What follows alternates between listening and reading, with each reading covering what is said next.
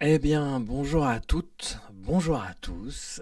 Yannick Berger pour Calreco avec le son et l'image. Vous le voyez. J'ai décidé de passer un cap et de faire évoluer cette chaîne et de vous proposer ici sur YouTube un nouveau format. Alors bien sûr, je vais continuer à diffuser les entretiens en podcast, mais assez régulièrement, je vais mettre en ligne ce nouveau contenu vidéo pour Calreco et je parlerai pendant une bonne dizaine de minutes de sujets liés de près ou de loin à la conscience, à l'idéalisme et à la spiritualité.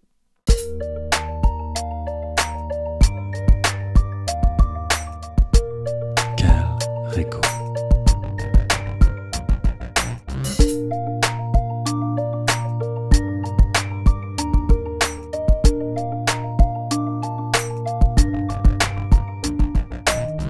Memento mori.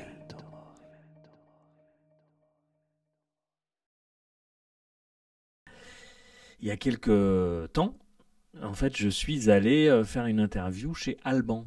Alban de la chaîne Lueur que vous connaissez certainement. J'y ai fait un entretien, c'était vraiment sympa parce qu'Alban est très sympa.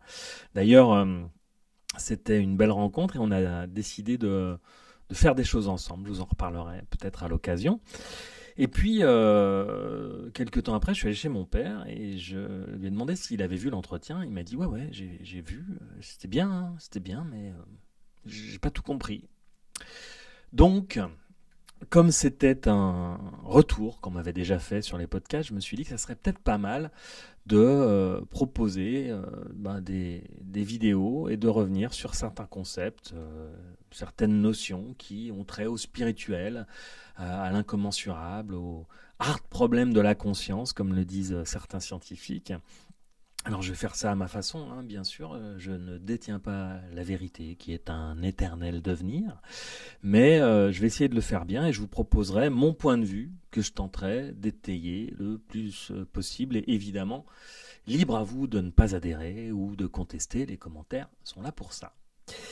Et puis je pense que je me poserai aussi devant la caméra pour rebondir sur certains sujets qui m'intéressent et qui m'interpellent, comme les psychédéliques, comme le post-matérialisme, comme l'approche transgénérationnelle du soin, par exemple, et puis peut-être aussi des thèmes un peu plus politiques ou comment et pourquoi nos organisations institutionnelles manquent cruellement d'idéalisme, de sacré, de transcendance, de spirituel et sont complètement dysfonctionnelles. Je pense qu'il y a un lien et vous le savez, sur Calreco, j'essaye de faire des ponts entre voilà, l'idéalisme spirituel et le concret, hein, la politique. J'essaye d'interviewer des gens voilà, qui nous parlent de différents sujets. Je vais continuer aussi les podcasts, je vous l'ai dit. Et donc vous pouvez, sous cette vidéo aussi, me dire si vous avez des envies ou des thèmes que vous voudriez que j'aborde. Et puis vous le savez, il y a aussi les pouces, le Patreon, la cloche, tout ça, c'est important pour pérenniser ce travail. Et je vous en remercie beaucoup, beaucoup, beaucoup à l'avance. Merci d'aller jeter un œil aux liens qui sont en description. Alors, le sujet d'aujourd'hui, quel est-il? Eh bien, on va commencer simple, hein. C'est un concept dont je voulais parler. C'est la conscience. Tout le monde en parle de la conscience, on en parle beaucoup sur YouTube. Mais la conscience, c'est quoi? De quoi parle-t-on quand on utilise ce concept, ce mot générique, dans le cadre d'une approche métaphysique ou spiritualiste? Alors, d'abord, il peut être utilisé pour désigner tous les sujets qui évoquent de près ou de loin la chose spirituelle. On parle parfois aussi de spiritualité ou de développement personnel, mais on utilise souvent le mot conscience. Et puis, il est en lien évidemment avec la question du sens de l'existence, du pourquoi, hein, de l'être avec un grand E, et puis avec la question de Dieu, bien sûr. Et quand je parle de conscience, est-ce que je parle d'une conscience universelle, au sens de l'univers avec un grand U, donc de Dieu, de la nature? Est-ce que je parle de l'énergie cosmique originelle ou est-ce que je parle d'une noosphère? Est-ce que je parle de l'inconscient collectif? Ou si je resserre un peu, de ma conscience individuelle, de mon âme, de l'esprit, de mon ego, de mon mental. Il y a plein de termes en fait, et c'est un peu le bordel pour tout vous dire. Alors, on fait un peu notre soupe chacun, on essaye de comprendre au mieux avec les mots qu'on nous propose, qui ne sont que des panneaux indicateurs, hein, puisque les mots, évidemment, ne donnent pas toute la profondeur d'un concept ou d'une idée. Mais voilà, on les emploie un peu comme on sent.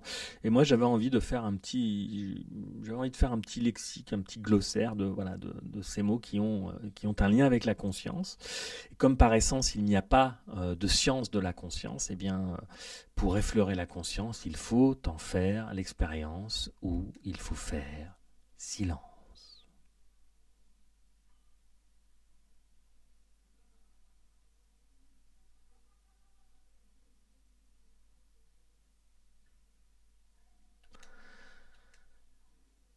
Le corps. Quand on ressent, on est proche de comprendre un petit peu ce qu'est la conscience. Pour comprendre la conscience, il faut passer par une autre voie pour entrevoir son caractère incommensurable et ainsi peut-être se rendre compte que depuis la matière, la compréhension de la conscience est inatteignable et que l'on peut seulement la goûter, la deviner, la ressentir, la canaliser, vibrer l'essence de ce qu'est la conscience. Et tout ça ne peut se faire que lorsque notre activité mentale est en pause. Tout ça ne peut se faire que dans le silence. Ce sont les états modifiés de conscience qui peuvent nous le permettre. La méditation, la transe, les EMI, les rêves lucides, des expériences directes et personnelles qui peuvent nous donner un accès à notre propre profondeur qui ne fait qu'un avec cette conscience universelle que j'essaye de décrire. Alors revenons à tous ces termes qu'on utilise quand on parle de conscience ou de spiritualité, en rappelant qu'on ne peut que poser des mots. Et les mots, je le disais tout à l'heure, ne sont que des panneaux indicateurs qui peuvent nous orienter vers des bribes de compréhension, mais pas plus. En rappelant aussi que malgré notre orgueil démesuré, en tant qu'espèce, nous ne sommes encore que des ados prisonniers de leur petit moi.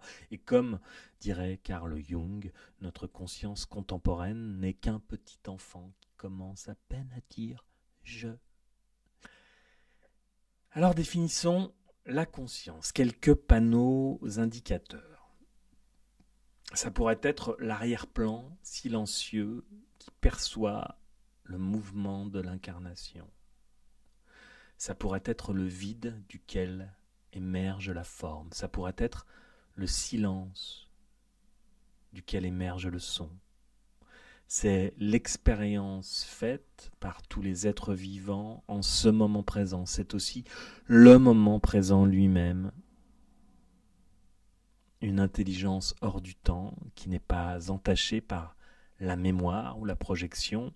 Le mot conscience vient de cum, avec, et de sire, connaissance, avec la connaissance. Se connecter à la conscience, c'est peut-être accéder à la connaissance de soi, et quand cela se produit, on accède à cette vérité. Le soi, c'est le nous, le un, c'est le tout, le grand paradoxe universel. Même si les penseurs au microscope, spécial dédicace au précepteur qui avait fait une vidéo sur ce sujet, penseurs au microscope et les penseurs au télescope, je vous conseille d'aller la voir, c'est très intéressant. Donc même si les penseurs au microscope ne manqueront pas de me corriger, moi je pense aussi que si l'on se place sur un plan plus philosophique, la conscience, c'est aussi la volonté de puissance chez Nietzsche, la libido comme énergie psychique chez Freud, le conatus chez Spinoza, tous ces concepts globalement désignent l'énergie qui nous pousse à persévérer dans l'existence, ce qui nous meut, une espèce de force profondément inconsciente qui nous anime, une puissance mystérieuse qui provient du non manifesté, qui nous incarne et qui pose question depuis que le monde est monde. Alors, j'ai évoqué quelques mots, quelques panneaux indicateurs. Tout à l'heure, je parlais de l'âme. Alors, est-ce qu'on peut confondre âme et conscience ? Oui, certainement. Parfois, certains parlent de conscience pour évoquer l'âme ou l'être avec un grand E, qui porte un caractère plus individuel. L'âme ou l'être, c'est, on va dire, c'est le grand moi derrière le petit moi. Je dirais que l'être, c'est l'arrière-plan duquel on perçoit qu'on est conscient à un moment donné. C'est la capacité de savoir qu'on existe, qu'on pense, qu'on ressent. C'est ce qui nous permet de dire je suis en train de penser, ou je ressens de la joie, ou je ressens de la tristesse. C'est la conscience sans penser, c'est le vide mental, c'est ce qui demeure quand vous êtes totalement présent à vous-même, totalement à l'écoute de qui vous êtes profondément dans le moment présent. Ce qu'on considère souvent comme notre essence profonde, et dans beaucoup de traditions, l'âme est ce qu'il y a de plus intime, de plus vivant en nous. Elle serait immortelle, unique et reliée à quelque chose de plus grand, de divin et d'universel. Le mental maintenant, parlons du mental. Parce que si on resserre un peu, il y a le petit moi dont je parlais tout à l'heure, donc l'esprit ou le mental ou encore l'ego. Alors, l'esprit ou le mental, pour moi, c'est un peu la même chose. C'est la partie de nous qui pense, qui imagine, qui comprend. C'est le logiciel de notre être par opposition au corps qui serait le matériel. En fait, ça renvoie à l'activité mentale. Selon moi, les mots mental et esprit, c'est un peu la même chose. En tout cas, c'est comme ça que moi, je les emploie. Et chez les psychanalystes, par exemple, on ne parle pas de mental ni d'esprit, on parle de psyché, parce que ça évite les connotations religieuses ou spiritualistes, parce que aussi, dans de nombreuses traditions spirituelles, eh bien, on parle d'esprit comme on parle de conscience ou de Dieu. Hein. Chez les Indiens, par exemple, le grand esprit, voilà. Donc, pour éviter les confusions, les psychanalystes, on parle de psyché. L'ego, maintenant, on n'est pas loin du mental et de l'esprit. L'ego, qu'est-ce que c'est? Alors, toujours selon moi, les amis, ça pourrait être la somme de toutes nos pensées depuis notre naissance, reliées entre elles par l'expérience, le moi que nous croyons être, une construction mentale, la représentation qu'on a de soi, c'est l'image mentale de moi qu'on se construit tout au long de notre vie, notre nom, notre rôle, nos qualités, notre individualité, notre importance parfois, notre insignifiance aussi. L'ego, c'est le petit moi. Et selon Eckhart Tolle, l'ego influence fortement la manière dont nous percevons le monde, évidemment, et la manière dont nous réagissons aux situations. Il se manifeste principalement sous la forme de la petite voix dans notre tête, cette pensée compulsive qui nous pousse à nous identifier à nos rôles et à nos scénarios mentaux. Qu'est-ce qu'on a dit tout à l'heure? On a parlé de noosphère aussi. Alors c'est un concept qui a été développé par Vladimir Vernadsky, j'espère que je prononce bien, et Teilhard de Chardin. Donc il s'agirait de l'enveloppe mentale, spirituelle, voilà, de la Terre.